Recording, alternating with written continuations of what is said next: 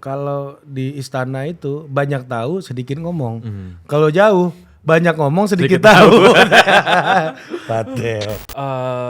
Orang kan ada yang melihat kontestasi politik itu kayak mirip lo jadi penjudi bola. Ya.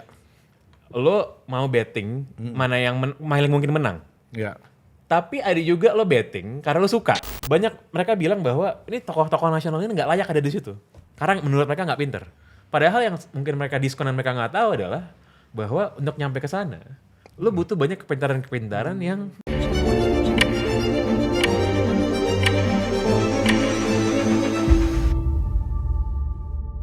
Oke, kembali lagi di The Authority dan hari ini gue bersama Pangeran Siahaan. Udah.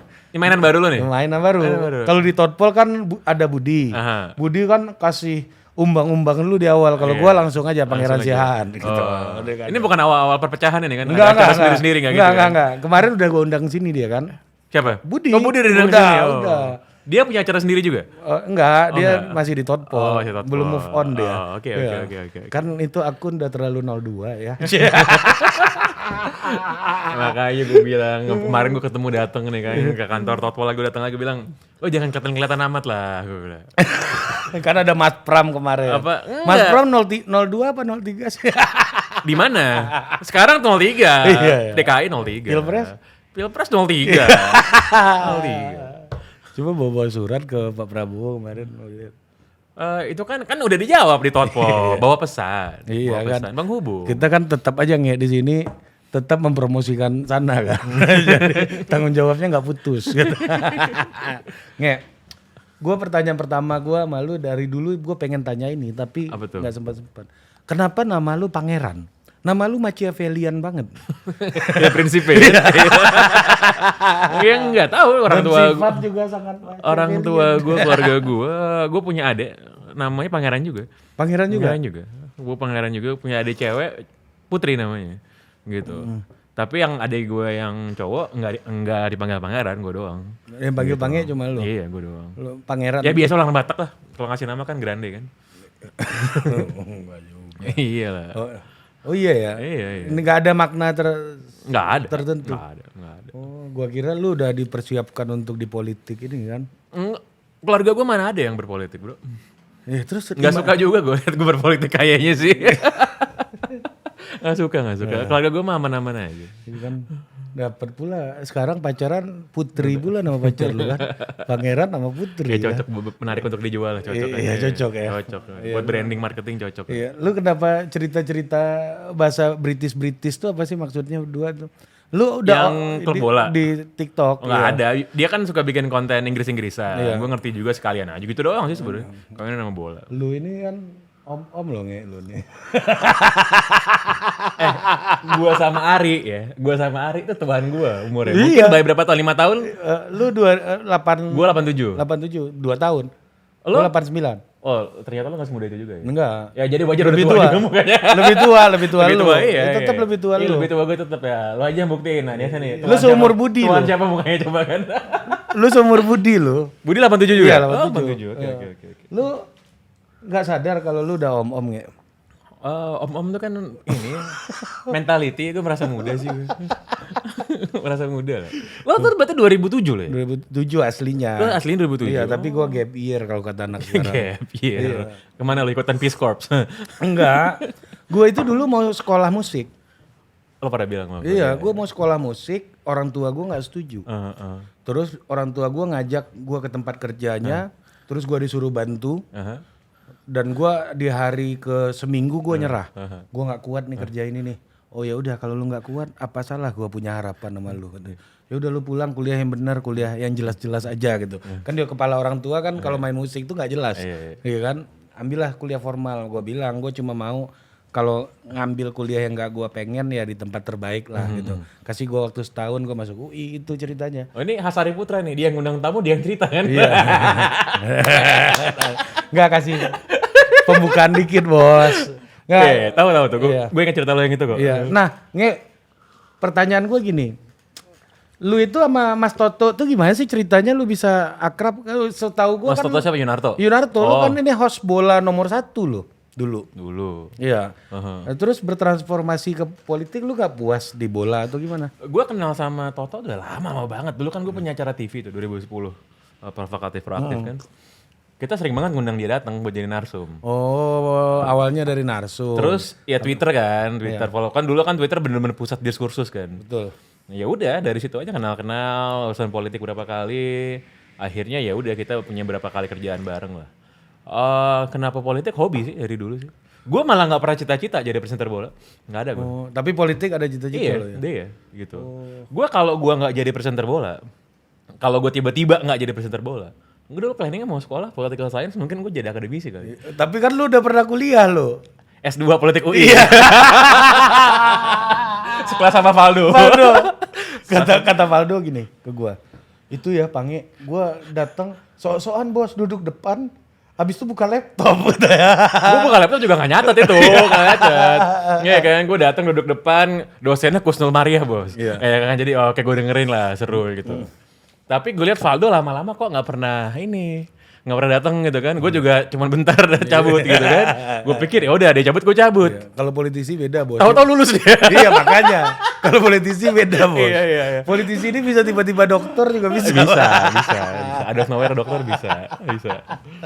Nah, gue sih melihat ya lu ya dari awal gue bangun Thoughtful salah satu referensi utama gue lah karena lu udah memulai dulu asumsi ketika YouTube channel ini belum terlalu mainstream gitu. Nah, belum ngomongin politik di situ lah ya. Iya. Dulu zamannya masih yang hore-hore aja. Hore-hore, kan? vlog gitu kan. Tapi lu udah bikin talk show Pangeran Mingguan tuh kan. Itu 2018-19 pecah banget itu Dan lu menganggap itu sebelum ada podcast politik lu udah mulai sebenarnya. Gue suka podcast ya, zaman podcast dalam makna aslinya awalnya ya, audio doang kan soalnya kan. Tapi kalau gue tadi mau nerusin cerita lo, jadi sebenarnya gue mau bikin asumsi itu kan adalah persinggungan pertama gue mau bikin sesuatu yang punya political value. Yang punya political value. Gue waktu itu gue masih kerja sebagai presenter bola atau kerja mungkin 6 sampai 10 tahun lah. Top lo emang kalau di situ nggak ada lawan lo. Nah, terus pertama kali gue bikin hubungan sama politik itu bukan media pak, gue dulu bikin lembaga riset. Oh lu pernah punya lembaga riset? Gue researcher bukan, peneliti bukan. Cuma gue kok enak banget orang ngeluarin data didengerin sama orang gitu kan. Oh, itu goceh-goceh. Goceh kan. Terus gue bikin ayolah kita bikin lembaga riset. Sama Iman juga. Ada beberapa teman kita lah bikin bareng. Sama Aryo juga ya? Sama Haryo juga. Iya. Jadi kita carilah temen kita yang jadi researchernya.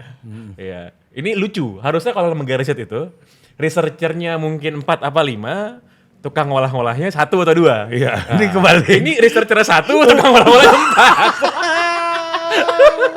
4. Itu isinya pengembangan semua tuh kan. Iya. Pengembangan semua kan, tukang goreng kan. Jadi kalau lagi meeting itu kan, kalau temu klien gue inget banget lagi mau ngabarin data. Kita cuma bisa meeting kalau si researcher udah datang. Karena yang lain no clue ya. Yang lain begitu dia ngomong baru bisa mulai bekerja kan. Iya, nah, memperindah. Baru memperindah ya kan.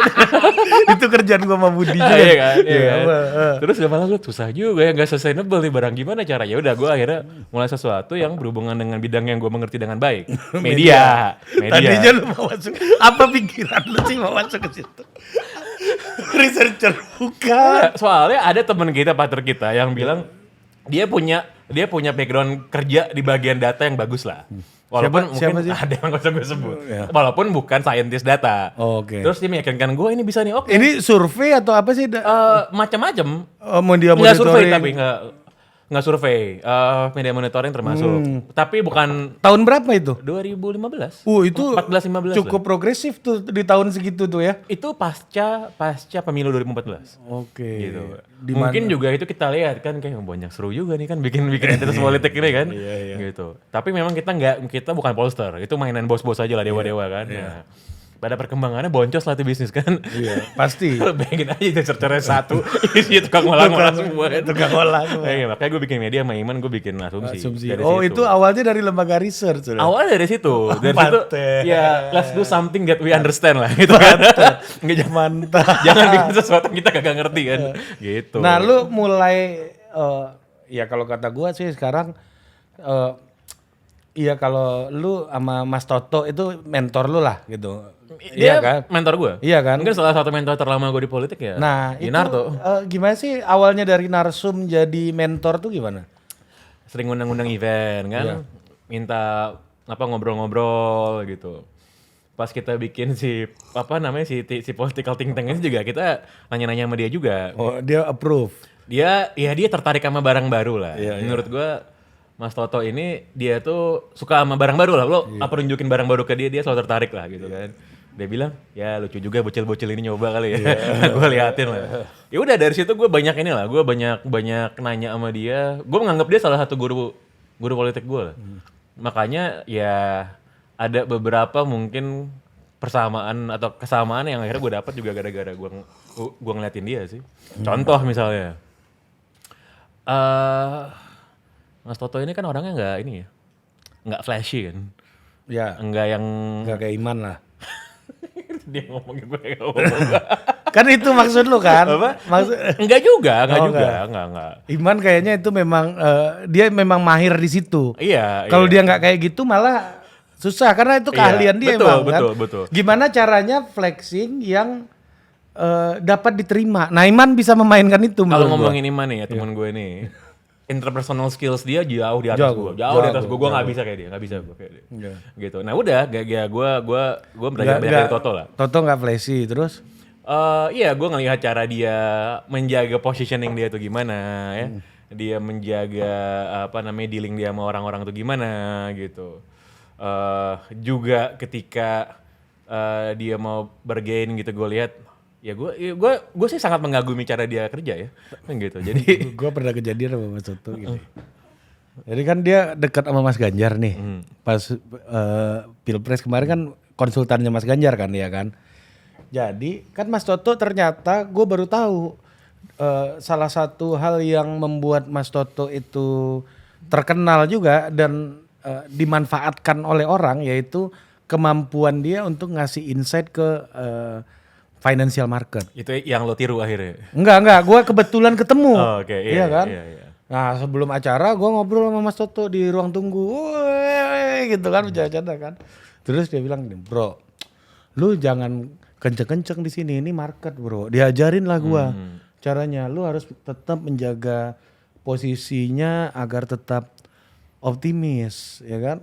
Oh, market nih kalau goyang kacau nih negara ini segala macam. Ini beyond the competition lah katanya kan. Oh iya mas ya mas. Taunya bos kawan ambil mikrofon bos. Pemilu ini akan curang kata. Aduh kata gua, kok lebih galak dia. Maksudnya dia aja galak lu jangan gitu kan. Cuman kalau ngomongin dia ya jadi gue kan punya dua hobi dari gue kecil itu satu politik satu bola. Gue punya dua sahabat sekaligus mentor di masing-masing bidang. Di politik itu Yunarto, di bola tuh Zen RS. Zeras, ya. Nah, dan gue selalu bilang kenapa sih lo nyambung sama orang-orang ini? Gue bilangnya gini, kalau dalam hal politik ya, itu Mas Toto itu orang politik, tapi politik bukan satu-satunya hal yang dia suka dan dia bisa. Iya. Jadi perspektifnya tuh lebar banget. Sama kayak Zen. Iya. Gue sama Zen sama-sama suka bola. Generalis tapi ya. bola bukan satu-satunya hal yang kita suka dan kita bisa gitu kan. Zen tuh tulisan dia yang soal Jacques Lacan dan Ferguson nih mantap juga kan. Gila kan? Gila bos. Gila. Sangat filosofikal. Gitu. Makanya kalau ngomong sama Toto lo ngomongin soal financial market, lo ngomongin soal bisnis ya dia fasih banget. Bahkan sebenarnya backgroundnya dia itu dulu sebelum dia terjun dalam dunia politik. Tapi gue pernah podcast sama Bima Arya, gue nggak tahu lu setuju apa enggak. Jadi dia jelasin Bima Arya bilang gini, gue tanya dia sebagai ex lembaga survei, bukan sebagai wali kota Bogor, gue tanya waktu itu. Carta itu dari apa katanya? Dari kata chart. Karena kita mau memperlihatkan data, chart katanya kan. Oh gitu. Nah memang saya agak beda sama Toto. Kalau saya maunya ini bisnis, pure bisnis. Kalau Toto ada sisi-sisi aktivismenya kan. Jadi kita harus melayani suatu partai dengan ideologi tertentu dan lain-lain kata Mas Bima Arya. Nah menurut lu Mas Toto dalam pekerjaan politiknya lebih kental sisi aktivismenya atau bisnisnya menurut lu? Kalau itu gue nggak tahu ya, tapi mungkin itu juga faktor kenapa gue merasa nyambung sama dia karena it's not always about business gitu, it's not always about business gitu. Of course everyone wanna do business kan, tapi kan nggak cuma soal itu doang, makanya gue nyambung sih sama dia. Iya cocok banget loh. Iya kan, Bima Arya ngomong gitu sama gue waktu itu. Nah kemudian lu mulai ya, gue mau bilang lu ini PDI apa enggak sih sebenarnya? Lo nanya gue ber-KTA partai apa enggak? Iya, enggak. Gue bukan anggota partai. Sama kayak Pak Budi Gunawan loh. Kan nggak ber-KTA kata Pak Deddy Sitorus. Tapi gue punya banyak teman di PDI. Iya. Iya. Ya, nah ke Ganjar tuh gimana ceritanya dulu? Ke Mas Ganjar? Iya. Eh, Kita ketemu di Jogja kan waktu itu kan. waktu acara apa tuh ya? Pak Butet. Oh Itu terakhir kita ketemu ada di Post Blok juga pernah. Setelah itu. itu Y20 tuh yang gue sebelumnya sama, bukan ya? Bukan. Y20 ya? Bukan. Oke. Yang di Jogja kita ketemu. Oh Jogja, iya. Iya, sama Pak Butet. Yang di museum itu kan? Museum, Museum, yang iya. teka-teka tangan, Museum, iya. Iya. Enggak, gue orang yang mengagumi Mas Ganjar dari dulu, dari zaman gue belum kenal gitu. Pertama kali dia muncul kan anggota DPR gitu. Gue gak kenal sama dia. Itu dia dulu hampir tiap malam muka dia di TV One tuh iya, iya. waktu di anggota Komisi 4 iya. wakil ketua ya. Wakil ketua dulu, Iya. iya. Ya udah, gue nggak kenal, nggak punya hubungan apapun sama Mas Ganjar gitu. Tapi gue lihat ketika dia perjalanan sebagai Gubernur Jawa Tengah, lalu setelah pasca pemilu 2019, gue kan bertanya-tanya kan kira-kira, oke, berikutnya siapa nih? Siapa yang kira-kira cocok menjadi pemimpin Indonesia berikutnya gitu. Dan gue memutuskan, kalau gue sih suka sama Mas Ganjar. Lu ke Mas Ganjar tuh karena emang suka Mas Ganjar atau faktor Jokowi juga waktu itu? Kan waktu itu lagi rame iya, tegak lurus Jokowi. iya. Sekarang habis pemilu udah nggak ada lagi tuh tegak lurus. Kok nggak ada ngomong tegak lurus lagi? Iya, sekarang tegak lurus Prabowo, semua bahwa presidennya udah ganti. Iya, tapi nggak ada juga yang ngomong tegak lurus Prabowo juga nggak ada. Kalau dulu harus diucapkan kayaknya. Sekarang nggak perlu diomongin. Ya udah, jadi gue merasa bahwa gue melihat karakternya beliau itu, gue merasa cocok dan vibing aja gitu. Nggak ada hubungan gue. Nggak ada tegak lurus Jokowi, nggak ada. Enggak sih ya, enggak ya, bukan. Atau lu masuk barisan yang salah tanya itu juga atau gimana sih? Setelah tanya itu nanya ke sini, taunya ke sini gitu Iya, kan. Ya, enggak. Pak, saya dukung Ganjar ya, Pak. Enggak. Enggak. Kan gini, kalau misalnya memang itu cuman sekedar salah, itu kan bisa lompat di tengah-tengah. Iya, Ya kan nggak ada masalah juga. ada sih ya. Dan gue nggak menyalahkan bro, gue nggak menyalahkan, itu political reality gitu. Itu pilihan yang diambil masing-masing orang kan. Tapi kalau buat gue, gini, orang kan ada yang melihat kontestasi politik itu sebagai kayak mirip lo jadi penjudi bola. Ya. Lo mau betting mana yang paling mungkin menang. Ya. Tapi ada juga lo betting karena lo suka. Ya. Walaupun mungkin kemungkinan menangnya nggak gede gitu. Buat ketenangan hati aja. Antara ketenangan hati atau emang lo suka, lo merasa cocok. Nah gue sih melihat gue kayak gitu. Cuman gue nggak bisa menyalahkan juga orang berganti pilihan, berganti posisi sih hal yang lumrah banget di politik ya. Ya, tapi menurut lu ya lu kan pasti lihat data kan waktu itu.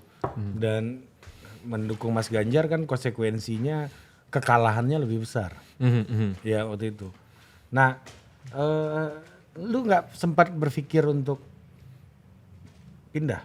Enggak. Kan di Enggak. 02 juga banyak temen lu kan di situ. Banyak, Iya kan? banyak. Dan gua denger lu juga pernah diajak. Gua Gue udah meeting berapa kali lo sama orang itu kan. tahu lagi siapa yang hormat dulu kita. Hormat dulu. Gimana nggak jadi pange bro? Katanya pange gabung kata gua. Gue gini bos, gue again ya. Keluarga gue tuh ada yang bilang kayak, lo ngapain di sini, kenapa gak kesana aja sih kemarin gitu. Ada juga ngomong gitu. Cuman gue gini. Dan lu sangat bisa loh. Memang. Gue yakin lu kalau sekarang nih lu juga ikut dilantik nih kan Pak Prabowo. Pak Prabowo kan ngelihat orang sekarang bawaannya mau ngelantik kan. Iya. Siapa tahu nih ngelihat podcast ini Pak Prabowo kan, ini kayaknya satu nih makhluk belum gua lantik nih. Gue ini nggak. Kalau gue berpolitik itu nggak kayak gitu sih. Makanya mungkin gue bodoh juga kali ya. Jadi ada orang yang berpolitik itu dengan hitung-hitungan bisnis, ya profit and loss nih mikirnya. Harusnya gue gitu juga kali ya, tapi gue nggak bisa bos, nggak bisa gue. Jadi kalau dulu Yosudarso itu ya, ketika perang Laut Aru itu, ya kobarkan semangat pertempuran. Terus tiba-tiba dia tahu dia outnumbered sama Belanda gitu. Terus dia milih karam sama kapal ya kan. Gue sih nggak so romantik ya, tapi gue sih kalau politik spirit gue tuh kayak gitu. Tapi ya menurut gue dulu kan salah satu mentor gue yang lain nih, yang sekarang udah dilantik juga kemarin, itu ngajarin gue bilang bahwa ya di politik orang mati berkali-kali kan. Gitu. Dan gue nggak merasa mati sih, tapi ya udah. Menurut gue kekalahan dalam berpolitik hal yang biasa. Gue ditanya banyak orang, gue nyesel nggak? Enggak. Gitu. Lu dapet pacar. Kalau nyesel enggak, kesel ada, ya. Kalau kesel jelas lah. Kalau lo kalah terus lo nggak kesel, lo berarti nggak pakai hati lo perangnya kan. Iya, betul. Gitu kan. Tapi yang buat gue hal yang ini ayo, hal yang cocok-cocok aja gitu. Gitu. Kemarin juga ada ngomong sama gue, coba waktu itu lo yain kan gitu. Enggak, I've made myself clear, gue bilang waktu itu. Sorry banget bos, gue bilang. Gitu. Tapi untuk apa sih loyalitas lu terhadap, ya ini kan Mas Ganjar, nih sekarang Mas Pram juga.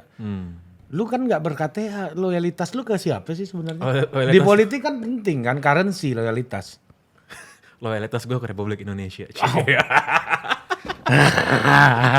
Siap Jenderal. Gue gini, gue loyalnya tuh sama, ini mungkin terdengar klise dan terdengar bullshit ya, tapi gue loyal sama value sih. Iya. Gitu. Gue gak loyal sama orang. Gitu. Gue melihat values itu di Mas Ganjar, gue ngelihat values itu di Mas Pram, gue ngelihat values itu di banyak orang yang mungkin gini deh, orang-orang kan bilang gue katanya merah banget kan, gue nggak punya KTA gitu.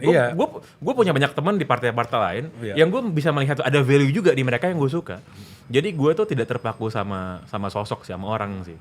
Karena lo loyal sama orang, lo lihat orangnya aja nggak lihat value-nya, mungkin lo bisa kecewa. Orang-orang bisa berubah kan, gitu. Nah menurut lu kemarin Mas Ganjar nggak datang di pelantikan tuh sesuai dengan value lu nggak? Menurut gue sih datang dan enggaknya nggak ada hubungan sama value ya. Gitu. Itu urusan teknis, urusan praktis aja. Gitu. Kebetulan lagi nggak ada kan, lagi berhalangan. Gitu. Kenapa teknis? Karena sehari sebelumnya Mas Ganjar udah nulis op-ed di Kompas, selamat kepada presiden yang baru gitu. Itu kan sudah sebuah bentuk dukungan sebenarnya. Cuma Mas Anies kan datang, Caimin datang. Ya nggak datang rombongan Mas Ganjar, Pak Mahfud sama Bu Mega aja tuh. Ya pasti ada pertimbangan sendiri lah. Gue nggak bisa nggak bicara sesuai nggak sama value lo itu. Nggak, berarti oke aja menurut lo. Datang nggak datang itu kan bukan berarti nggak mendukung dan nggak memberikan support, memberikan respect kepada yang baru dilantik kan. Gitu. Apalagi pernyataan tersebut sudah tertulis, dinyatakan gitu. Jadi, tapi kan ini politik kan soal persepsi nggak? Iya, dan menurut gue nggak ada persepsi yang terlalu macam-macam lah menurut gue. Iya. Gitu. Lu nggak takut nggak khawatir gitu Mas Ganjar dianggap sebagai orang yang tidak menerima kekalahan gitu? Mas Ganjar nggak pernah ngomong nggak menerima kekalahan sih. Orang dia udah nulis, dia udah menyatakan dukungan. Enggak, makanya persepsi. Selamat. Ini persepsi karena kan kemarin kan se-Indonesia orang nonton. Iya. Pasti ada persepsi itu kan. Kalaupun ada itu bukannya sesuatu yang prevalensinya besar lah menurut gue. Gitu dan itu nggak mengganggu gue sih kalau itu. Nah, oke. Nih gue mau lu ke Mas Pram nih. Lu gimana ceritanya nih tiba-tiba bisa ke Mas Pram juga kan? Canggih juga lu kan. Kayaknya nih. Apanya yang canggih, Bos? Iya. Biasa aja. Canggih lah lu nge. Enggak lah. Iya, dari Mas Ganjar ke Mas Pram. Mas Pram kan adalah sosok yang sangat. Emang satu kubu? Enggak kan kayaknya. Nah, kalau itu kan urusannya Ari itu. Tapi sama-sama PDI, Bos. Iya, sama-sama PDI. Iya. Sama-sama PDI. Iya. Gitu. Nah, enggak sih, gue Mas Pram itu sosok yang sangat gue hormati. Jadi gue itu kan melihat politisi itu sama kayak gue liat pemain bola gitu gue lihat ya. Gue lihat itu dulu jaraknya tuh jauh banget, Bos. Gue baca koran, gue lihat di TV gitu kan.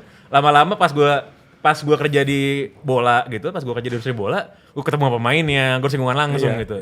Di politik pun juga sama gitu. Bagaimana sosok yang selama ini gue lihat doang dari jauh, gue baca doang, gue hormati, gue kagumi perjuangannya, gue bisa langsung bersinggungan. Dan gue merasa Mas Pram ini adalah sosok politisi sangat-sangat kawakan. Ya. Mantan sekjen partai, anggota DPR 4 periode kalau nggak salah ya. Jadi menteri sekretaris kabinet 2 periode. lo nggak bisa kayak gitu kalau ilmu politik lo nggak canggih bos. Ya. Gitu. Dan nggak pernah ada yang aneh-aneh dan miring-miring soal Mas Pram kan. Smooth. Iya. Gitu. Dan gue melihat beliau dari dekat ini, gue melihat wah ini ilmunya menurut gue tingkat tinggi sih. Berapa hari lalu kan datang nih Mas Pram, gue ikutan Mas Pram datang ke Totpol gitu kan. Yang namanya Budi sama Ari ini kan ngepet kalau nanya sama orang kan. Tapi gue aja udah geleng-geleng lihat pertanyaan ini orang berdua gitu. Tapi yang namanya Pramono Anung ini cool dia. Wah, gila gue. Gue ngukur kan dosis kecil dulu, dosis gede dia dikasih dosis seberapa pun dia telan kan. Iya. Keren deh orang Keren. Dan gue liatin cara jawabnya kan kayak wah, asik. Dan sebenarnya juga kerongkongan emas ini. Dan politik itu kan soal relasi ya. Relasi dengan peers lo, dengan superior lo, dengan mungkin subordinate lo gitu. Dan hal yang gue lihat dari deket sih Mas Pram orang-orang sangat luar biasa ya. Dalam menjaga, menciptakan dan menjaga relasi politik dengan siapapun. Nah itu maksud gue.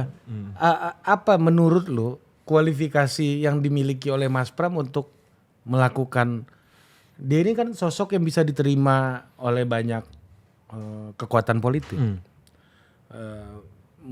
Ya dalam otak gue ketika Mas Pram yang dicalonin di DKI bukan Ahok gitu misalnya, itu kan lebih ke ukuran resistensi ketimbang elektabilitas. Mas Pram kan elektabilitasnya jauh di bawah Pak Ahok. 0 dulu pas mulai. Iya kan, kita, jauh kan. Sementara resistensinya juga kecil.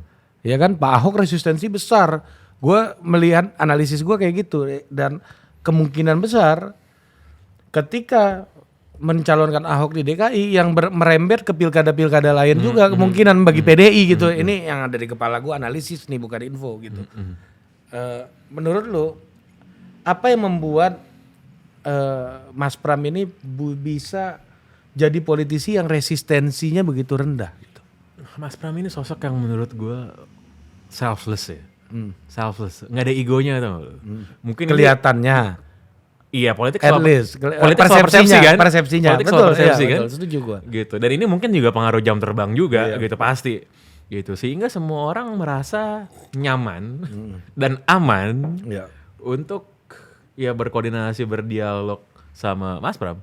Gitu. Gue ngelihat bagaimana Mas Pram nih ya ketemu dengan orang berbagai macam latar belakang. Dan gini kita ngomonginnya bukan cuma grassroots ya, tapi juga elit yang banyak kepentingan gitu, dan semuanya kayak yang pernah lo bahas di Totpol, semua orang merasa senang dealing sama Mas Pram gitu. Happy orang. Jadi memang agak ini ya, agak kontradiktif memang kalau bisa di politik ada orang yang sangat selfless, semua orang merasa nyaman untuk dealing, ketika politisi itu harus sangat-sangat self-centered biar dia bisa di depan. Tapi menurut gue Mas Pram menavigasi itu dengan sangat-sangat hampir sempurna sih buat gue ya. Itu dia ngomong kemarin tuh menarik itu kutipannya. Kalau di istana itu banyak tahu sedikit ngomong. Kalau jauh banyak ngomong sedikit tahu. Paten. Iya. Paten. Soalnya kalau lo lihat selama beliau jadi menteri sekretaris kabinet ya. Itu tahu semua hal. Iya. Tapi kapan lo denger dia ngomong coba? Betul. Iya kan? Kapan lo denger dia ngomong? Pak Pram tuh satu dari sedikit pintu masuk ke presiden. Iya kan? Iya. Ya, tapi hebatnya nih presiden sama ketumnya lagi goyang tapi dia masih dipercaya untuk ngomong satu sama lain kan? Oleh dua-duanya kan? Oleh dua-duanya. Ya itu dia bos, makanya ilmunya udah nggak bisa, gue udah nggak ngerti caranya gimana gitu kan? Gitu. Lagi-lagi ini kan soal managing stakeholders ya. Managing stakeholders nih yang nggak tahu, gue aja sih nggak bisa kayak gitu sih. Gue nggak yakin gue bisa, dan gue nggak yakin ada suatu waktu di masa depan di mana gue bisa kayak gitu, nggak bisa juga gue. Itu emang apa ya, ketika sama presiden dia tahu harus berbicara apa, ketika sama Bu Mega dia juga harus tahu kan berbicara apa kan. Nggak boleh terbawa emosi satu sama lain kan itu. Itu kan yang paling susah kan di situ. Dan tapi Mas Pram juga gue rasa dia juga punya garis yang tegas ya. Di mana dia merasa ada garis yang nggak akan dia cross di sana gitu. Dalam beberapa kesempatan Mas Pram udah bilang, ketika kemarin lo tau lah rame-rame jelang pilpres ya, ada aktivitas bagi-bagi apa segala macam, dia dengan tegas bilang gue nggak ikutan gitu. Bagi-bagi apa maksudnya? Ya ada segala macam aktivitas politik yang berpengaruh secara elektoral gitu, dia bilang dia nggak ikutan. Dan dia tegas itu ngomong di beberapa event, dia bilang gue nggak ikutan. Nah lu di Mas Pram itu gimana ceritanya? Mas Pram yang minta atau gimana? Gini bos, kalau lo di politik, lo nggak bisa GR semua orang minta. Semua orang juga bakal minta bos, ya nggak? Iya kan? Bikin suara ya. Iyalah. Pangeran. Ah, itu dia. Padahal dia sebelum turun mobil diapalin dulu nama lu kan, Pangeran Sian. Pangeran. Udah lama nggak ketemu. Waktu kamu lahiran aku di situ loh. Enggak lah, gue merasa gue pengen bantu beberapa orang yang gue hormati dan gue respect, dan ada beberapa juga yang gue kenal secara personal. Gue sama Mas Pram, gue follow-followan di IG. Jauh sebelum pilkada ya. Iya. Jauh sebelum pilkada. Waktu itu gue pernah wawancara Mas Dito ya, Oh anaknya Mas iya, Pram betul, ya. betul. Di kaki Gunung Wilis tuh gue. Itu seru bos. Gue lupa kalau ternyata Tan Malaka itu di kuburnya di kaki Gunung Wilis. Iya, betul. Jadi dalam perjalanan gue Selo panggung ya. Celo panggung. Iya. Di dalam perjalanan gue mau ketemu Dito nih, gue lagi nunggu kan kapan nyampe ya. Tiba-tiba makam Tan Malaka belok kanan gitu. Oh, lu udah situ. Abis kelar wawancara, udah jam 8 malam bos. Gue bilang sama tim gue mau ke kuburan Tan Malaka. Gue nggak tahu kapan lagi gue balik ke sini. Gue bilang, Pak ini udah jam 8 Pak. Ini kuburan Pak. Kata dia gitu kan. Bodoh amat gue bilang. Gue jam 8. Gue jam 8 kesana gelap-gelap nggak ada lampu nggak ada apa gitu kan. Jadi itu menurut gue sangat-sangat berkesan. Iya. Orang-orang yang datang ke kuburan inilah yang selalu dikritik oleh Tan Malaka loh. Iya. Lu malah datang ke kuburan. Oh enggak, kan gue menganggap itu sebagai objek sejarah. Oh bos. iya betul. Nah, Situs. Itu persis sama yang lo bilang barusan. Persis sama gue bilang sama anak gue yang bilang, wah Pak ini ada uka-uka Pak. Nah lo ngomong gitu, itu alangkah ironis lo ngomong gitu. Di makam Tan Malaka, gue bilang. Justru dia gak percaya begitu. Dia perjuangan politiknya buat ngajar orang-orang yang percaya begitu. Betul. Tapi baik lagi tadi ya gue follow sama Mas Pram udah lumayan. Berapa kali sempat ketemu apalagi waktu kemarin kampanye Pilpres. Oh, Pilpres kemarin. Iya, dan gue inilah. Gue tuh orangnya bukan orang SKSD bos. Soalnya. Iya. Makanya gue mungkin sosial lu gak sebagus Iman kan? Iya, makanya mungkin gue gak cocok di politik bos. Dimana semua orang di sini SKSD kan. Iya, jadi gue tuh enggak lah, gue bukan orang yang suka cari muka yang tiba-tiba ketemu siapa langsung nenggor-nenggor, gue paling salam aja gitu-gitu sih gue. Terus pembicaraannya gimana? Lu kasih cerita dulu dong. Pembicaraan apa nih? Antara lu dan Mas Pram ya? Nggak ada, gue cuma tahu begitu beliau dicalonkan sama partai, terus ada CFD, beliau turun pertama kali. Oh yang sama Bang Dul ya waktu itu ya? Iya. Yang ada Mas Anies juga kan? Yang nggak sengaja ketemu. Nggak sengaja ketemu. Itu lebih, Mas Anies lebih terjebak gitu kayaknya. Itu gue berani bilang, enggak, gue ada di situ bos. Itu nggak sengaja ketemu. Semua orang kan bilang itu di set kagak, itu nggak sengaja ketemu. Iya gue ikutan di situ. Itu yang Mas Anies pakai kaos We the People. We the gitu. People. Yes, you are. Iya. Ya itu, gue ikutan di sana gitu kan, gue ikutan datang aja sebenarnya. Ya udah gitu, dari situ beliau bilang, oh emang lu datang ke situ? Datang gue. Oh itu pertemuan pertama lu dalam konteks Pilkada DKI dengan Mas Pram? Iya. Oh Iya, oke. iya. Di situ ya ketemu kan, kamu bantu ya gitu kan, gitu. Ya udah gitu. Cuma kan kalau gue jadi politisi bos, gue mau maju, gue juga ketemu siapa juga gue akan bilang kamu bantu ya. Iya, gitu kan. masa bilang ke jangan bantu kan? Iya betul. Gitu.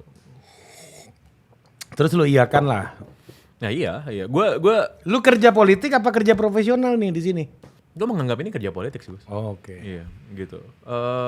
Iya kalau masalah kos kan konsekuensi dari pekerjaan politik ya wajar lah pasti, semuanya ya kan. Pasti. Betul. Gue merasa ini gini bos, kalau ini gue menganggap ini pure bisnis, cuman kerja profesional gitu. Ya banyak hal yang akan gue lakukan gitu. Gitu. Dan mungkin bukan ini ya. Gitu. Mungkin gue bisa memakai koneksi politik untuk kerjaan yang lain.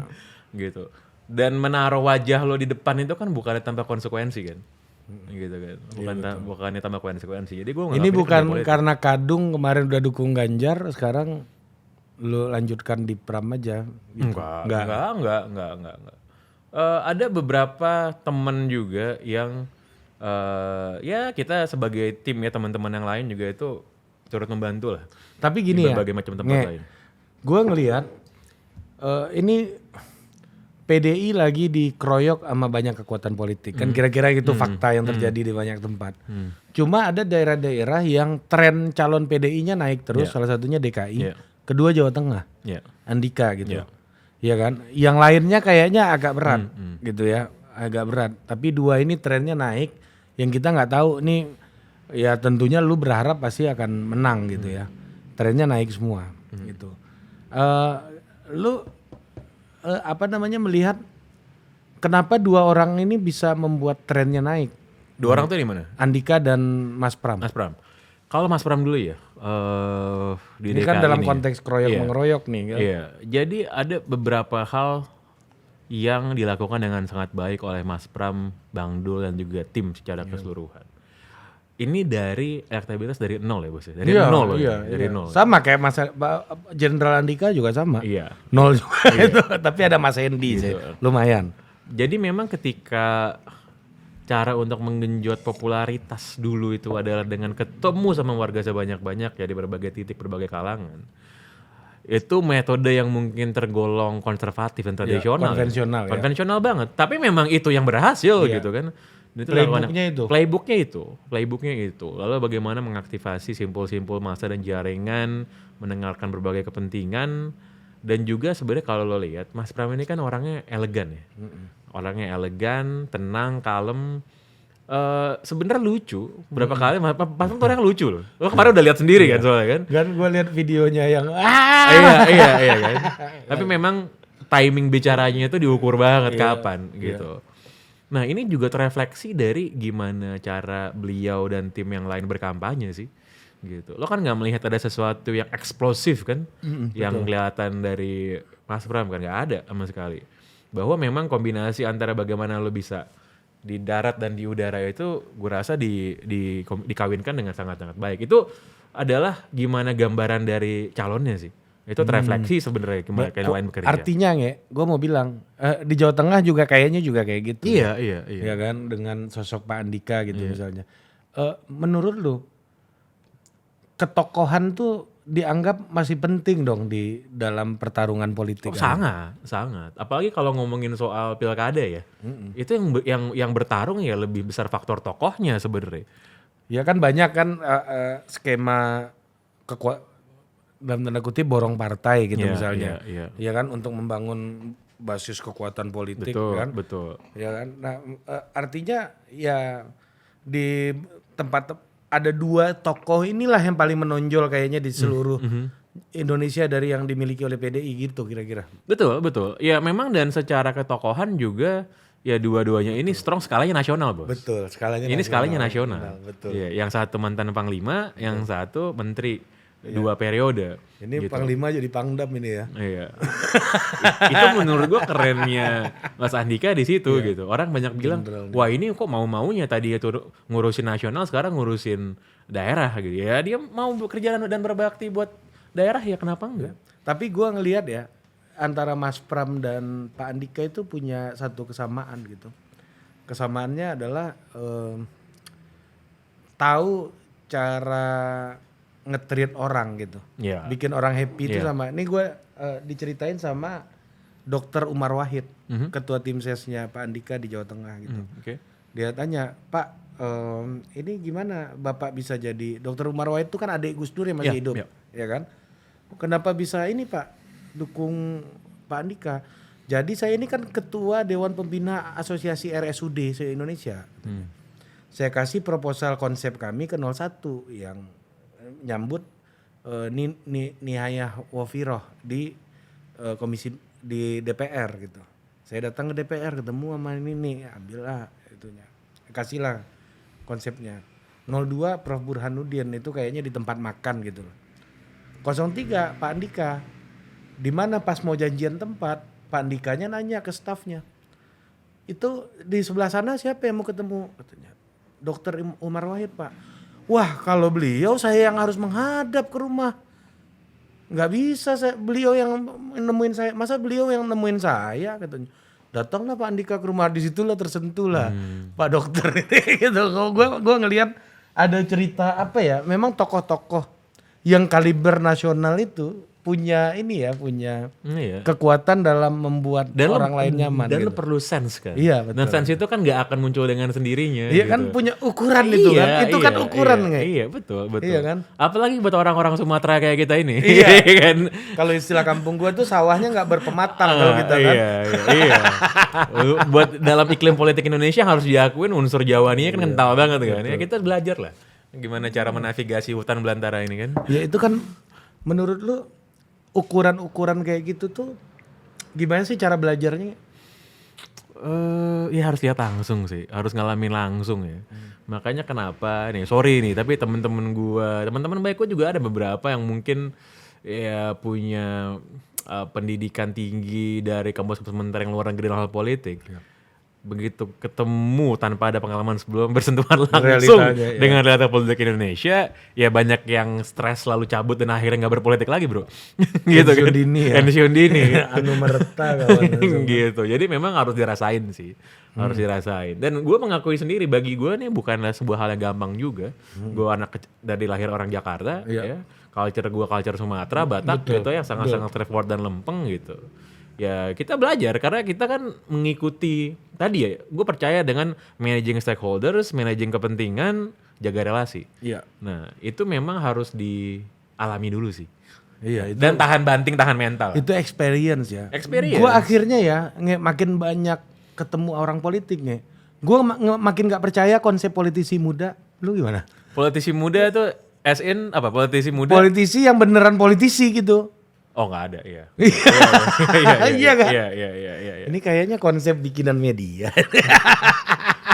Gue bingung bos, gue kalau lihat politisi muda ya dari manapun, apalagi yang belum jadi politisi, masih aspiring politicians gitu aspiring. ya, masih aspiring politicians, itu baju sama semua bos. Maksudnya? Bajunya itu baju kemeja custom tailor gitu ya, tau gak lo? Maksud gue lo tau maksud gue kan? Kan, tangan-tangan pendek yang dijahit gitu kan. Kemeja hippie. Kemeja iya, dan gitu bawa pouch gitu. Sama semua gaya gue bilang ya. Iya ya. Lebih tentara mereka Iya, daripada tentara. Gini ya gue bilang kan, oke. Lucu juga gitu. Gitu. Ini padahal levelnya baru aspiring politicians nih. Belum kan? Iya. Artinya, lu setuju gak kalau politics is a game for experience? Pastinya lah, udah pasti.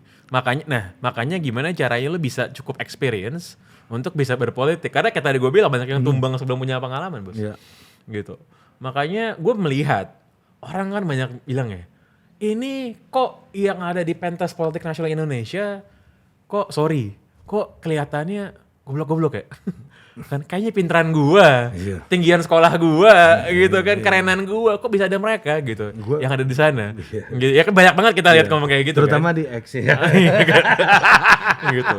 Cuman satu hal yang apa namanya yang orang lupa, politik Indonesia apalagi. Kalau politik luar negeri itu jalurnya sebenarnya jelas. Iya, lebih jelas. Lebih jelas. Amerika, Inggris tuh jelas jalur berpolitik. Indonesia itu jalurnya itu nggak jelas. Bahkan kayak Bill Clinton gitu lu bisa cek tulisan dia waktu masih mahasiswa. Betul. Iya kan? Itu kan modelnya kalau Amerika lo lulus kuliah, lo entah jadi clerk kalau badan hukum, lo jadi lawyer, kerja di NGO, magang sama senator kayak gitu lah kan sampai akhirnya lo bener running gitu. Di Inggris juga sama. Indonesia kan enggak. Itu plus minus lah. Minusnya memang lo jadi bingung, lo harus lewat mana. Plusnya karena nggak ada jalurnya bos. Lo bisa lewat mana aja jalannya. Bisa bikin gitu. Nah, baik lagi yang gue tadi bilang, banyak orang yang merasa ya, apalagi teman-teman kita yang pinter-pinter ini. Dan gue ngakuin mereka beneran pinter gitu. Banyak mereka bilang bahwa ini tokoh-tokoh nasional ini nggak layak ada di situ. Karena menurut mereka nggak pinter. Padahal yang mungkin mereka diskon dan mereka nggak tahu adalah bahwa untuk nyampe ke sana, lo butuh banyak kepintaran-kepintaran yang kepintaran aja nggak cukup. Gue bilang aja, menurut gue pintar juga bos. Iya. Tapi itu ada acquired skill. Iya, Skill yang lo pick up along the way gitu loh, ya kan? Iya kan gitu. Ada satu pelajaran bos yang tidak pernah diajarkan di kampus politik manapun di dunia ini. Ilmu paling penting di politik Indonesia, menunggu. Nunggu bos. Nunggu. Itu nggak ada yang ngajarin. Dan banyak banget orang yang kaget pertama kali. Ini gue harus nunggu 2 jam nih, 3 jam nih. Nunggu bos. Nunggu tuh learn. Nunggu Iya kan, nunggu tuh kan belajar sebenarnya kan. Iya bener. Belajar sabar. Betul. Gitu dia. Dulu gue juga awal-awal gue merasa, anjir Nunggu nih gitu. Tapi memang begitu gitu. Iya kan? Habis itu ketemu cuma 5 menit. Betul. Iya. Udah ya. Apalagi kalau ketemuannya disambi sama yang lain kan. Iya. Di sini kan tunggu dulu Nda. Kan? Itu sering tuh kan. Iya, prakteknya kayak gitu. Bentar dulu ya. Aku geser ke sebelah. Iya. Nanti balik lagi, enggak balik-balik nih baru pulang. Kita udah nunggu kan. Gitu. Ini kita apa sih sebenarnya? Gitu. Cuman yang gue lihat itu ada hal-hal yang Menarik. hal-hal yang orang tuh nggak notice kok. Gitu. Itu kan perkara lo seberapa gigih, seberapa lo sabar, dan gue sih percaya yang kayak gitu-gitu akan membuat lo jadi politisi yang lebih baik lagi. Nah nih, gue itu punya pikiran gini nge. Di Indonesia itu kita tuh nggak ada politics of ideas tuh nggak ada, karena idenya mirip-mirip aja semuanya. Ya. Tapi di Indonesia itu yang membedakan adalah politics of services. Politik kita tuh politik pelayanan, bukan politik gagasan. Yeah. Kalau gagasan ya kita bisa comot di sini, comot di situ, nggak ada konsekuensi Politik juga. pelayanan tuh gimana kalau dalam pengertian? Iya, melayani konstituen satu, okay. Ya melayani konstituen aja yang rakyat kelas bawah aja lu harus layani, apalagi rakyat kelas atas, iya kan gitu. Lu melayani patron lu, ya kayak lu sama Mas Toto. Gua rasa pasti banyak pelayanan yang lu udah lakukan sama Mas Toto juga, termasuk minimal ngajak ngobrol gitu misalnya. Kalau dia lagi pusing kan lu yang hibur gitu misalnya. Enggak juga sih. Ya, misalnya. Jalur politik orang di Indonesia menurut gua itu mostly adalah jalur pelayanan. Contoh, Gus, lu tahu Jazilul Fawait? Ya. PKB wakil ketua MPR. Dulu TA-nya Caimin, Bos. Kan wakil ketua MPR, ya kan. Terus siapa lagi? Pak Bambang Pacul. Dulu TA-nya Pak Sucipto, Sekjen PDI dulu, ya kan. Jadi semuanya itu lu tadi udah nyinggung menunggu. Ini kan soal learn and serve. Setuju nggak lo? Iya, betul gitu. Memang gagasan tuh cuma part dari situ sebenarnya. Itulah yang sebenarnya kalau ada satu hal yang sebenarnya pengen gue secara personal ya, pengen gue improve sebenarnya. Ya bukan gue yang improve lah, gue pengen orang lain yang improve gitu ya. Secara bersama-sama, memang bagaimana mengembalikan, mungkin nggak akan replacing totally tadi yang lo bilang dengan politic of service tadi. Tapi service-nya itu base-nya gagasan juga. Gini, kalau lo itu bilang salah satu aja. Betul. Iya, karena kan? gini, kalau lo bilang soal melayani kepentingan, itu juga lumrah terjadi dimanapun. Tapi kepentingannya didasari dengan gagasan, gitu. Ketika lo ngasih social care misalnya ke orang, itu dasarnya apa? Apakah cuma sekedar dasarnya bahwa untuk memenuhi kebutuhannya dia milih gua, atau karena dilandasi oleh pemikiran politik yang lebih besar lagi soal let's say soal welfare state misalnya gitu kan. Tapi kan ada juga leader yang nggak peduli begitu-gitu, mau kucing gede, kucing kecil, yang penting bisa nangkap tikus kan juga bisa ada. Bisa ada. Dan yang kayak sekarang kan kayak gitu kan, gitu kan. Nah makanya gue sebenarnya salah satu cita-cita dan mimpi gue ya, gue nggak tahu tercapai ketika gue masih hidup apa kagak gitu. Mengembalikan politik gagasan di Indonesia sebagai salah satu faktor yang penting. Gue nggak bilang satu-satunya yang penting, tapi salah satu faktor yang penting. Iya, gitu. Mungkin soal ini juga yang lemah teman-teman kita yang kita anggap pinter itu mungkin. Nggak, kalau menurut gue urusan itu berbeda lagi. Dia nggak pernah melayani sesuatu gitu, melayani orang politik atau melayani patron politik gitu. Satu hal soal punya gagasan yang bagus, hal yang berbeda soal menjalankan gagasan tersebut agar bisa berbuah.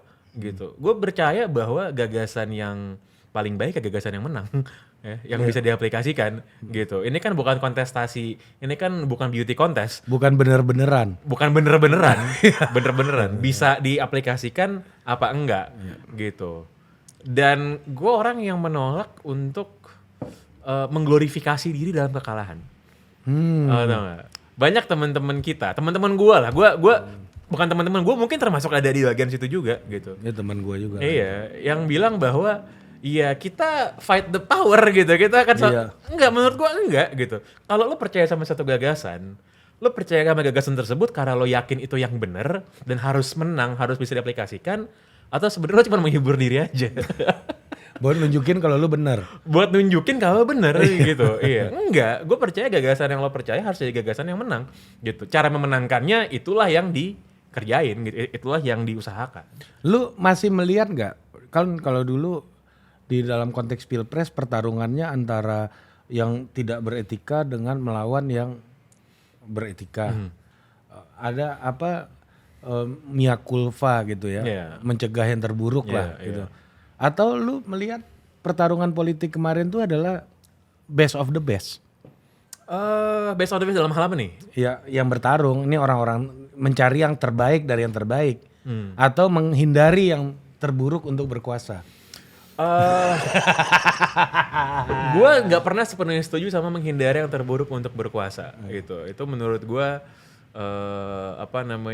gue nggak begitu serak sama itu. Beberapa bulan lalu abis pilpres gue ketemu dengan seorang temen lah dari pihak yang menang pilpres. Terus dia ngomong gini, lo kemarin sebenarnya udah ini bro, lo udah canggih, maksudnya usaha lo tuh udah maksimal sebenarnya. Gitu, usaha lo maksimal. Tapi kalau orang bilang kita menghalalkan segala cara, ya jangan-jangan emang lo kurang inovatif aja mainnya. Itu kalau gua parafrasekan tuh kayak gitulah. Ya, lu kurang canggih aja. Kurang canggih aja mainnya. Usaha lu udah bener, kurang canggih aja mainnya. Arahnya lu udah betul. Udah bener, kurang canggih aja mainnya. Di situ gue mikir bos. Di situ gue mikir pas gue pulang kayak gini. Kan kalau gue tuh percaya sama yang paling terbesar tuh sebenarnya koridor dalam diri lo tuh moral lo sendiri kan. Gitu. Dan ketika lo ngomongin moral itu kan sebenarnya nggak ada hukuman. Kalau melanggar moral itu kan nggak ada hukuman. Hukuman sosial mungkin ada, tapi kan nggak, itu bukan melanggar hukum gitu kan. Nah buat gue sih apa yang terjadi pada pilpres kemarin ya itu bukan soal siapa yang bagus-bagusan, ya, siapa yang punya gagasan paling bagus. Karena itu menurut gue ya bukan pertarungan gagasan sih, bukan pertarungan gagasan sama sekali gitu. Ketika kita ngomongin bagaimana cara kita bisa menavigasi jalan, lalu jalannya bisa kita shape sesuai dengan apa yang mau kita tuju, ya mungkin itu salah satu realita politik Indonesia yang harus kita terima ya, lalu buat gue. Berdamai ya. Gini bos, kalau berdamai itu kan beda menyerah ya bos ya. Berdamai itu beda sama menyerah. Gitu. Setuju gua, bagus gitu. tuh. Jadi kita make peace with reality, yes, gitu. Betul. Tapi kan kita percaya sama gagasan yang lain, gitu. Kita mencari cara bagaimana gagasan yang kita percaya itu bisa kembali ada di depan, gitu sih. Apapun caranya kan. Apapun caranya, gitu. Kan gini bos, lo kalau ngomongin politik, apalagi Indonesia ya, boundariesnya apa sih, batasnya apa sih? Satu, hukum, gitu. Itu pun kadang-kadang negotiable. Lu boleh lakukan semuanya kecuali yang dilarang kan? Iya. Demokrasi kan prinsipnya kayak gitu. Bener. Wow. Jadi kayak tadi gue bilang, kesel ya, nyesel enggak? Gue itu ini ya, apa namanya? Ini nggak enak gue ngomong ya. Gue pernah ngucapin hal yang seperti yang lu ucapin kayak tadi itu. Menurut gue dalam pertarungan politik, omong kosong orang yang menang akan jadi kebenaran. Iya betul. Dan kebenaran orang yang kalah akan jadi omong kosong. Iya, setuju. Gue ini pembaca dan pembelajar sejarah amatir lah. Gue suka banget sama history gitu kan. Antusias gue. Memang ya kadang-kadang gue merasa itu yang membuat gue terlalu romantik untuk berpolitik sih. Hegelian. Iya, gitu. Jadi makanya gue dulu pengen jadi akademisi bos. Lu nggak Machiavellian banget dong ya. Makanya dulu gue pengen sekolah politik, gue pengen ngeliat proses politik itu. Gue pengen ngeliatnya dari Menara Gading aja bos, kan? Lah politik gue baca buku, liatin kan, oh iya gini ya. Lu berjalan dengan kepala di bawah. Iya. ini banget lah, apa namanya Frankfurt School banget lah bos, kan? Ya kan? Iya. Jadi berpolemik soal polemik gini ya kan? Iya gitu. Hegel itu kan kalau lu bicara identity itu, sejarah pertarungan umat manusia menurut Hegel adalah fight for recognition. Romantis sekali sebenarnya. Iya, pengakuan loh, bukan resources loh, bukan. Iya. Bener. Bukan resources ya. Gitu. Iya kan? Kan orang bilang kalau teori oligarki sekarang kan ini ada kekuatan besar yang ingin menguasai ekonomi dan bla bla bla bla bla bla bla bla, menguasai ini, menguasai itu. Itu beda banget kalau lu baca Hegel gitu. Nah, ini pertarungan soal pengakuan. Iya, cuman ketika lu punya diakui, maka lu punya power gitu kan. Iya, cuman tanpa Hegel ya nggak ada teori kelas bos. Iya. Iya kan? Iya, Hegel dia. Mantap Bang. Nah, kita masuk ke sesuatu yang buat gua baru menunjukkan identitas gua di dalam hal ini, yaitu sepak bola. Gua lu MU, gua Milan. Oke. Ya kan? Nah, pertanyaannya nge, lu setuju naturalisasi nggak? Gue nggak mau nanya U20 lagi, udah usang lah itu. Gue setuju gini, naturalisasi Indonesia nih sekarang ya. Timnas. Yang terjadi hari ini bukan naturalisasinya, tapi yang terjadi hari ini dengan strategi Erick Thohir sebagai ketua umum PSSI untuk melakukan. Gue nggak against itu. Gue nggak against itu. Gue merasa bahwa ini adalah sebuah cara yang inovatif ya. Untuk bisa buat Indonesia mencapai sesuatu yang nggak pernah dicapai sebelumnya dengan segala macam problematika sepak bola Indonesia yang sangat-sangat ya gue tau lah isi jeroannya ya, gue bersinggungan langsung gitu. Dan lu memenangkan Chief ET juga dulu kan? Sebagai ketua PSSI. Iya. Apa namanya dulu beda. Iya. Dan gue percaya ya sekarang Pak Erick orang yang tepat untuk memimpin PSSI gitu. Ini jasa lu lah salah satunya. Gue gak berjasa. Lu ada di tim itu maksudnya. Gue gak berjasa. Kita cuman ini doang, cuman teriak-teriak doang. Iya. Nah, apa namanya? Cuman ya gue tetap merasa ini bukan sesuatu yang sustainable. Oke. Kalau hanya jadi satu-satunya cara untuk bisa membawa prestasi sepak bola Indonesia ke tingkat lebih tinggi. Ini untuk short term menurut gue oke. Dan inovatif. Gue akuin ini inovatif. Dan ini melalui proses politik. Iya. Ya, proses politik yang bagus banget ini menurut gue. Tapi in the long run, gue nggak melihat ini sebagai sesuatu yang hanya menjadi tumpuan harapan. Gitu. Gue tetap percaya kompetisi yang bagus. Sementara ini oke. Oke banget. Sementara. Oke banget. Iya. Oke banget. Iya. Gitu. Oke banget. Cuman gini, misalnya nih ya, mungkin ini 3 tahun, 4 tahun, 5 tahun, abis gitu secara bersamaan, memang apa namanya pembinaan sepak bolanya harus bener, liganya harus bener dulu, gitu. Liga harus bener dulu. Gini deh, kalau orang bilang ya jauh lah kita kayak Eropa gitu, kayak Brazil, kayak Argentina, bos, lo lihat Liga Amerika Latin, ya itu carut marut juga bos, carut marut juga. Lo bilang Indonesia nih banyak orang politik di sepak bolanya. Amerika Latin ini sih orang politik semua, bos. Ketua Argentina itu orang Partai Buruh kalau gue nggak salah.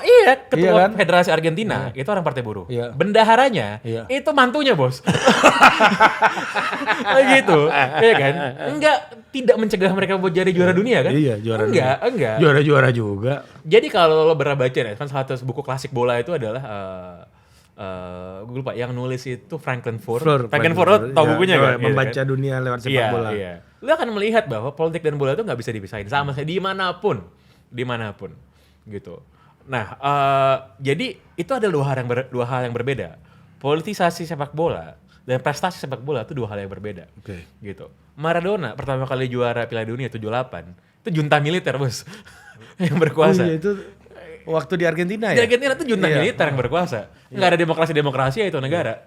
Gitu. Yang sekarang kamisan itu yang itu diadopsi. Itu kamisan pertamanya di Argentina. Plaza del Mayo. Iya, gitu. Dan itu bersinggungan langsung ketika waktu Maradona juara itu. Makanya orang Argentina nggak begitu happy sama juara yang tahun 78 itu. Mereka lebih mikirin 86 pas gol tangan Tuhan itu kan.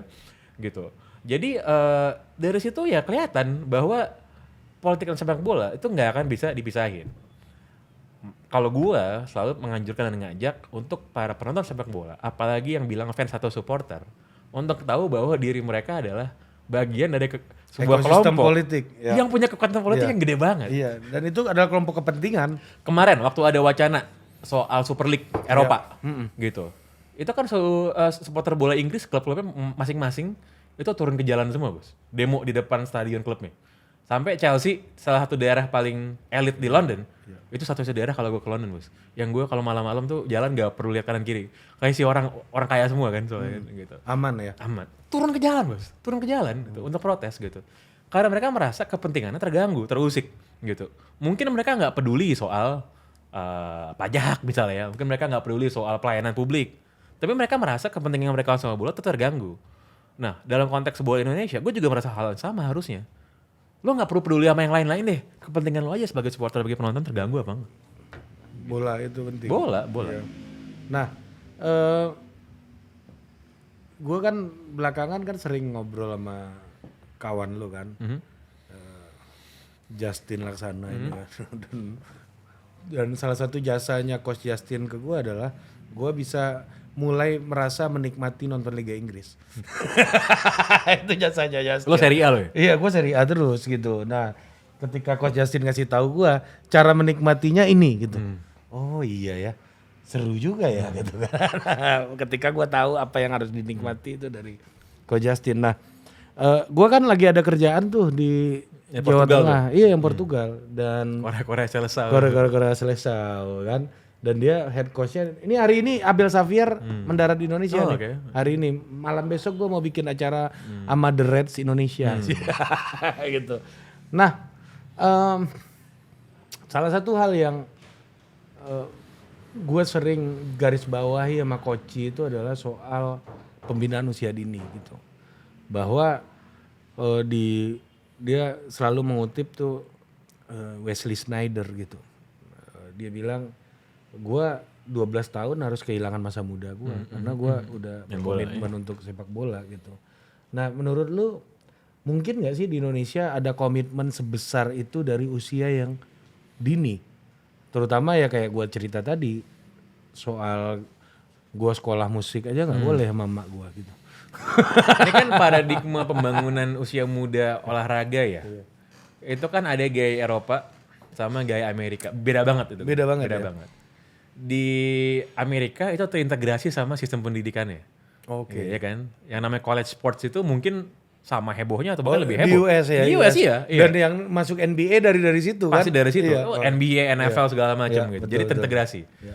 Jadi salah satu siswa terhebat ya kalau US Sports ya kalau dia dulu adalah student athlete. Iya, dan bisa dapat PMDK di Harvard dan lain-lain kan. Apalagi kalau kampus lo bagus. Jadi lo sebagai manusia lo sangat-sangat paripurna atau lo ya. Otak encer, fisik top gitu. Wah, itu keren banget gitu kan.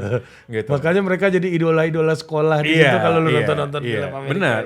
Benar. Gitu. Dan lo tau gak bos? Di semua state di US, hampir semua ya, nggak semuanya. Di semua state di US, gaji terbesarnya, profesi apa yang gaji paling besar? Pelatih footballnya kampus bos. Pelatih football, cek aja. Mungkin di 40-an dari 50-an state US itu gaji terbesar di satu state negara federal itu adalah gaji pelatih football di kampus. Gitu.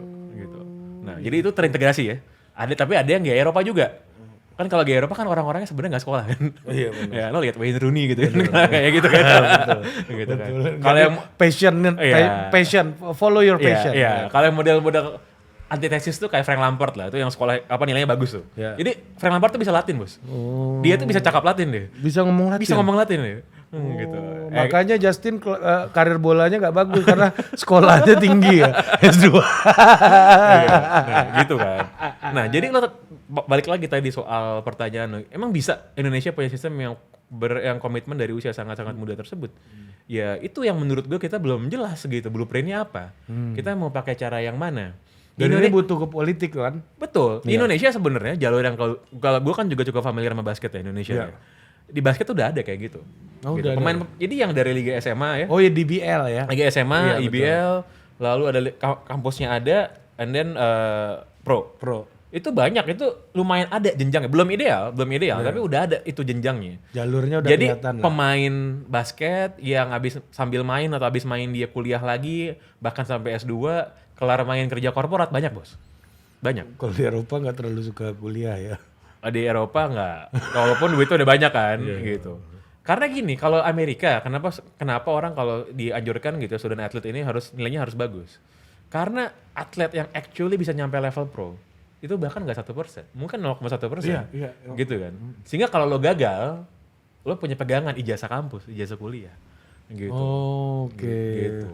Karena memang peluangnya kecil banget. Gini nih bos, lo punya temen nih, jago main bola mungkin ya, jago banget main bola. Suruh main sama pemain pro deh, jauh betul. Pemain pro yang lo lihat main di lapangan ancur-ancuran, main sama Tarkam. Kemarin ada yang viral tuh, dulu ada back Roma orang Yunani, Kostas Manolas.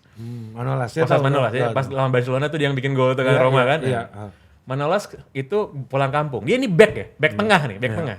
pulang kampung main di klub amatir, klub kampungnya dia. Main liga amatir. 30 menit 5 gol, Bos. Habis itu dia di-sub, nggak boleh main lagi.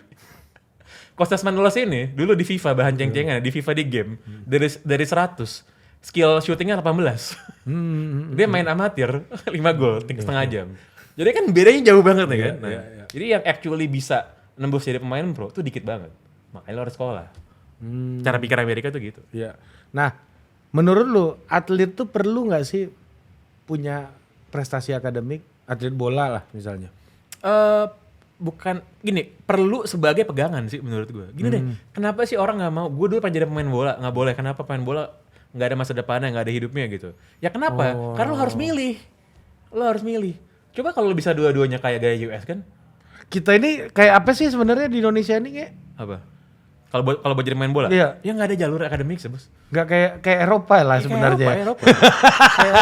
Kayak Eropa banget gitu.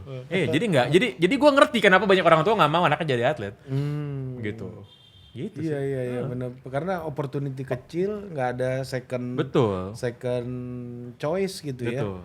Harusnya kalau misalnya mau ada proses politik nih, ya misalnya negara mau hadir, ya itu lu memfasilitasi gimana caranya biar anak-anak ini nggak harus milih kuliah, sekolah atau olahraga. Malah untuk jalur prestasi yang tingkat tinggi, sekolahnya yang nyesuaiin sama dia harusnya ya, kayak si Lamine Yamal kemarin belajar di campnya timnas Spanyol kan. Jadi kalau kayak US gitu Bos ya. Jadi mereka tuh punya IPK minimal lah. Jadi kalau lo dapat beasiswa, lo dapat athletic scholarship, lo punya nilai minimal dan nggak tinggi nilainya. Iya. Paling 2, berapa gitu yang harus lo penuhi tiap semester. Biar lo nggak di DO dan tetap jalan tuh pas scholarship. Gitu. Biar lo punya proyeksi tetap untuk lulus. Gitu. Gitu ya. Kalau di US terintegrasi. Terintegrasi, harus terintegrasi. Kalau Eropa enggak. Eropa enggak. Ya makanya ketika muda mereka konsekuensinya harus kehilangan masa mudanya juga kalau mau berkomitmen kan di situ kan. Betul. Dan Eropa itu merasa mereka center dari semuanya kan. Gue kan familiar sama Inggris ya. Gue nggak tahu kalau di Spanyol atau Italia, Jerman gimana gitu. Tapi kalau kayak Inggris memang ya bola itu kan bukan olahraga middle class sebenarnya. Itu kan olahraganya working class kan. Gitu. Gue punya temen gitu yang sekolahnya di Eton Bos. Sekolahnya politisi bangsawan Inggris kan. Iya. Dia nggak main bola di sekolah.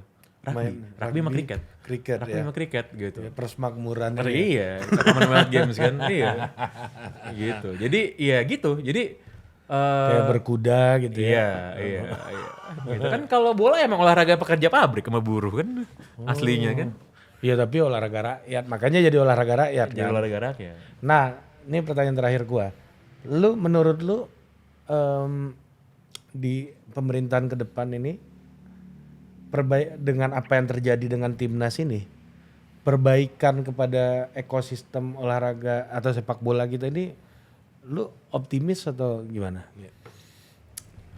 Gue sangat menyambut baik ya apa yang dilakukan sama Pak Erik gitu.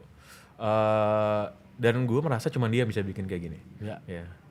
Nah, yang gue pengen lihat sebagai fans bola, gue beberapa waktu lalu gue nge-chat beliau by the way. Gue nge-chat Pak Erik. Chief ET ini kan. Iya, gue lihat Pak titip Indonesia masuk ke Piala Dunia. Gitu. Orang kan ngiranya gue nggak suka naturalisasi kan, karena gue bilang naturalisasi Indonesia beda sama Belanda beda sama Belanda sama Perancis gitu. Emang beda Bos, beda banget. Sama Maroko kita mirip. Ya mirip ya. Mirip. Sama Belanda sama Perancis jangan disamain, beda banget gitu. Beda banget. Nah, gue setuju, gue lihat kok timnas Indonesia lebih bagus mainnya. Karena emang secara kualitas, secara pengalaman beda, didikan akademia pun juga beda. Gizi juga beda kan? Gitu. Nah cuma kayak bang tadi, ini tuh bukan solusi jangka panjang, nggak bisa gini terus, gini. Nah makanya lo chat apa ke CVT nitip timnas Indonesia? Nitip Indonesia masuk Piala Dunia gue bilang. Oh mantap. Gitu. Itu melejit elektabilitas CVT langsung. Iya. Karena gini Bos, gue kalau ngomongin bola nih, gue nggak bisa naruh identitas politik gue di depan. Gue nggak bisa. Gue pasti ngomong bola, gue ngomong sebagai fans bola pasti. Pasti. Gitu. Itu yang jangan campurkan bola dengan politik, soal identitas politik kan sebenarnya. Iya. Bukan proses politik. Iya kan. Nah kemarin gue lihat Justin banyak dituduh orang, termasuk Zian RS yang nyerang gitu kan. Ini kan soal identitas politik. Enggak, kalau kawan kita. Kemarin gue ada di sebuah podcast gue katain soal ini ngamuk banget. Gimana? Cuman gue nggak kalau Koci itu dia tuh salah editorial, salah penggunaan kata, salah salah wording. penggunaan kata menurut gue. Iya, Maksud dia bener kan? Salah penggunaan kata menurut gue. Gitu. Nah, Jangan campur adukin dengan politik. Maksudnya identitas politik, positioning politik. bahasa dia nggak gitu, Bos. Iya, Bahasa dia tuh gue inget banget. Bahasa dia adalah kami Fans fans bola nggak peduli sama politik gitu kan. Gitu kan bahasanya kan. Iya. Padahal dia juga udah lama ngomong kan. Iya. Yang bisa menyelamatkan cuma RI 1 Iya. ya politik berarti. Nanti, ya. Nah, nanti Koci kita kasih tesaurus lah biar perbedaan katanya banyak kan, ya kan. Gitu. Dia lebih ke nggak bisa bahasa Indonesia kayaknya itu. Ya, betul. Iya kebanyakan bahasa Belanda dia. Dia berpikir kayaknya masih pakai bahasa Belanda kan. Iya. Jadi ya gitu. Tadi apa sih nanya lupa gue. Iya, tapi kalau soal apakah akan lebih baik lagi? Identitas politik tadi. Iya. Apakah akan lebih baik lagi? Ya gue berharap demikian sih. Karena sepak bola dan olahraga itu, apalagi bola ya, orang yang paling nggak nasionalis, yang paling nggak patriotis sekalipun, lo ada di stadion, terus nonton tim negara lo main, nggak mungkin kalau dukung, Bos. Nggak mungkin kalau dukung. Iya betul. Iya. Dan menurut lu Pak Ete lebih baik fokus di PSSI atau dibagi? Ini pertanyaan. Nggak fokus aja bisa sampai sini kan? Nah, gue tetap percaya Pak Erik ada orang yang tepat buat mimpin PSSI. Fokus atau berbagi kerjaan?